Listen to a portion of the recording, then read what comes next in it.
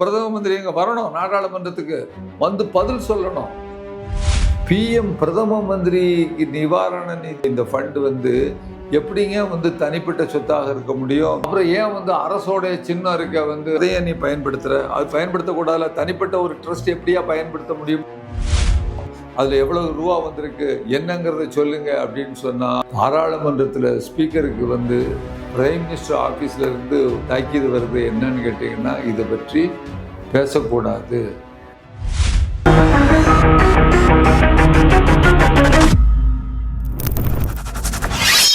K Balakrishnan பேசுகிறேன். ஒரு கேள்வி வைக்கப்படுகிறது.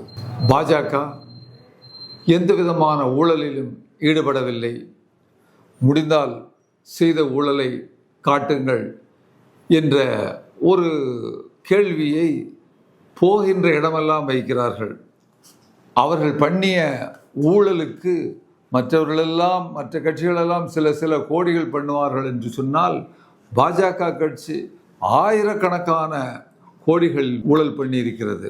உதாரணமாக, இன்றைக்கு அகில இந்தியாவிலும் மிகவும் பெரிதாக பேசப்படுகின்ற ஊழல் பிஎம் கேர்ஸ் ஃபண்ட், அதாவது பிரதம மந்திரி கேர்ஸ் ஃபண்ட் அப்படின்னு சொல்லக்கூடிய அந்த ஒரு நிதியை கோவிட் காலத்தில் ஏற்படுத்தினாங்க. அது எதற்கு ஏற்படுத்தினாங்க? கோவிட் காலத்தில் பல்வேறு அரசாங்கத்திற்கு, ஒன்றிய அரசாங்கத்திற்கு ஏகப்பட்ட செலவு உண்டாகும்.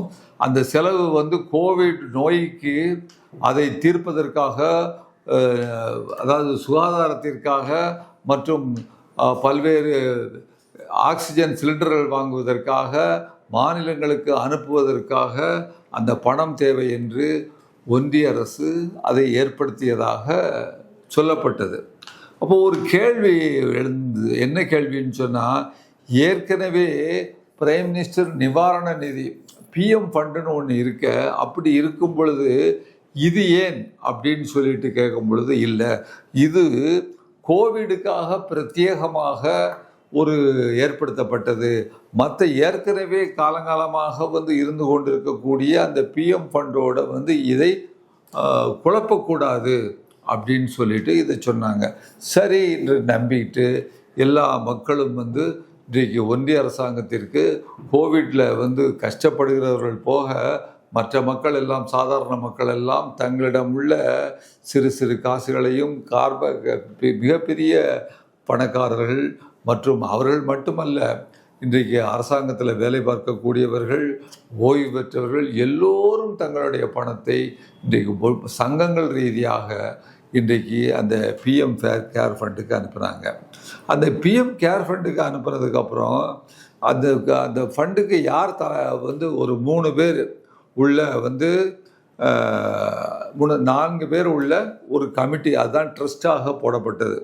அது யாரெல்லாம்னு கேட்டிங்கன்னா, நரேந்திர மோடி பிரதமர் அவர்கள், ராஜ்நாத் சிங் பாதுகாப்பு அமைச்சர், அமித்ஷா உள்துறை அமைச்சர், அப்புறம் நிர்மலா சீதாராமன் ஃபைனான்ஸ் மினிஸ்டர். இந்த 4 பேரும் சொல்லி இந்த இதை ஏற்படுத்துகிறாங்க. இதில் எவ்வளவு பணம் வந்தது, எவ்வளவு பணத்தை என்னென்ன செலவினங்களுக்காக செலவு பண்ணீங்க அப்படின்னு இந்த கோவிட் முடிஞ்சதுக்கப்புறம், இந்த கடைசி நேரத்தில் கேட்டதுக்கப்புறம் என்ன சொல்லிட்டாங்க தெரியுமா?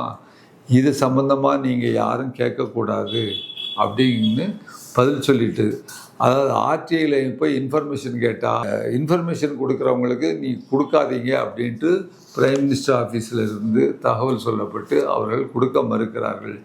ஏன்னா சொன்ன காரணம் தான் முக்கியம். இந்த பிஎம் கேர் ஃபண்டு என்பது பொது சொத்து கிடையாது, இது தனியார் சொத்து, தனியாருக்கு கீழ்ப்பட்டது. அது அதனால் அதை சொல்ல முடியாதுன்னு பிஎம் பிரதம மந்திரி நிவாரண நிதி அப்படின்னு சொல்லக்கூடிய வகையில் இந்த இருக்கக்கூடிய இந்த ஃபண்டு எப்படிங்க தனிப்பட்ட சொத்தாக இருக்க முடியும் அப்படிங்கிற ஒரு கேள்வி எல்லாரும் கேள்வி எழுப்புனாங்க. பாராளுமன்றத்தில் அது குறித்து கேள்வி கேட்டாங்க. நீங்கள் கேள்வி கேட்டு அது மேலே பேசணும், அதில் எவ்வளவு ரூபா வந்திருக்கு என்னங்கிறத சொல்லுங்க அப்படின்னு சொன்னால், பாராளுமன்றத்தில் ஸ்பீக்கருக்கு பிரைம் மினிஸ்டர் ஆஃபீஸில் இருந்து தாக்கீது வருது. என்னன்னு கேட்டிங்கன்னா, இதை பற்றி பேசக்கூடாது அப்படின்னு சொல்லிட்டு அதாவது நாடாளுமன்றம் என்பது ஒரு ஜனநாயக நாட்டில், அந்த நாட்டில் உள்ள அவ்வளவு நாடாளுமன்ற உறுப்பினர்களும் சேர்ந்து அங்குதான் எல்லாரும் கேள்வி கேட்டு இந்த மக்களுக்காக மக்கள் எப்படி அவர்களுக்கு என்னென்ன செய்ய வேண்டும், என்னென்ன திட்டங்கள் போட வேண்டும், என்னென்ன வகைகளுக்காக செலவினங்கள் செய்ய வேண்டும் என்பதெல்லாம் பற்றி முடிவெடுக்கிற இடத்துல அங்கே ஒரு ஊழலோ மற்ற விஷயங்களோ எதிர்கட்சிக்காரங்க அல்லது அவர்களுடைய கட்சியில் உள்ளவர்களே கேள்வி எழுப்பும் பொழுது மினிஸ்டர்கள் அரசாங்க தரப்பில் இருந்து அவர்கள் சொல்லணும் என்னென்ன இப்படித்தான் இயங்கலை, இது தப்பு நடந்து போச்சு அப்படின்னு கேட்ட கேள்விக்கு இவர்கள் பதில் சொல்ல வேண்டும். ஆனால் அப்படி பதில் சொல்வதற்கு பதிலாக பிரதம மந்திரி எங்கே வரணும், நாடாளுமன்றத்துக்கு பதில் சொல்லணும். பதில் சொல்லாமல் இன்றைக்கி அவன் ஒரு இடத்துல உட்காந்துக்கிட்டு இங்கே எம்பிஸ்லாம் கேட்டாங்கன்னா அந்த எம்பி சாதாரண மனிதன் இல்லைங்க. அவனுக்கு பின்னால் 20 லட்சம் பேர் அவங்களுக்கு இருக்கிறாங்க. ஒவ்வொரு எம்பிக்கு பின்னாலேயும் அது எவ்வளவு பேருங்கிறது நமக்கு தெரியும். அப்போ இந்த வகையில் அத்தனை மக்களுக்காக அவர்கள் கேள்வி கேட்கும் பொழுது இந்த நாட்டில் 234 பேர் உள்ளவங்க ஆளுங்கட்சியில் இருக்கிறாங்க, 534 பேர் உள்ளவங்க உள்ள ஆட்சியில் இருக்கிறாங்க. இந்த எம்பி கேள்வி கேட்டால் இவர்கள் பதில் சொல்ல மறுப்பது, அங்கே ஒரு இடத்துல உட்கார்ந்துட்டு அப்படிலாம் சொல்ல முடியாதுங்கிறது ஜனநாயகத்தை குழி தோண்டி புதைப்பதாக கூடிய ஒரு செய்தி. அப்போது அவங்க என்ன சொல்கிறாங்க பாருங்கள், இது ஆர்டிஐக்கு உள்படாது, அது மட்டுமில்ல இது அரசு நிதி இல்லைன்னு சொல்லிட்டு, அப்போ எதுக்கியா பிரதமர் தலைமையில் நீ வச்சுருக்க, கேள்வி வருமா இல்லையா? சரி, அப்புறம் ஏன் அரசோடைய சின்னம் இருக்க அதையே நீ பயன்படுத்துகிற, அது பயன்படுத்தக்கூடாதுல, தனிப்பட்ட ஒரு ட்ரஸ்ட் எப்படியா பயன்படுத்த முடியுங்கிற ஒரு கேள்வி மக்கள் கேட்பாங்களா இல்லையா? அப்போ அதுக்கு பதில் கிடையாது.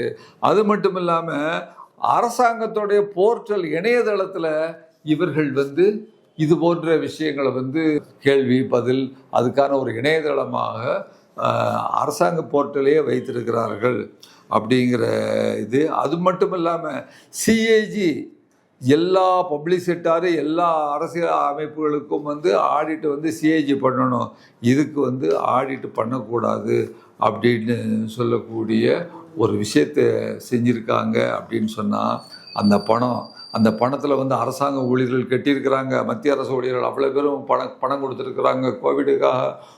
நாங்கள் சார்ந்திருக்கக்கூடிய ஓய்வூதியர்கள் சங்கத்திலிருந்து கோடிக்கணக்கில் போய் எங்கே கொடுத்துருக்குறோம்.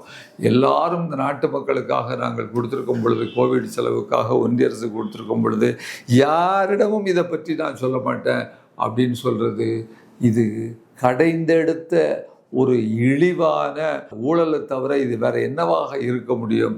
எனவே இது ஒரு மிகப்பெரிய ஊழலை ஒன்றிய அரசு தொடர்ந்து செய்து கொண்டிருக்கிறது. இன்னும் அது குறித்து வாயை திறக்கவில்லை என்பதை நாம் மக்களிடம் கொண்டு செல்ல வேண்டும். நன்றி, வணக்கம். ஊடகம் கார்ப்பரேட் அரசியல்வாதிகளின் கைப்பாவையாக அடிமைகளாக இருந்தது போதும், இனி சாட்டை எடுத்து சுழற்றும் நேரம் வந்துவிட்டது. ஊடகம் பொதுமக்களாகிய உங்களுக்காக, உங்களாலேயே இயக்கப்பட வேண்டும்.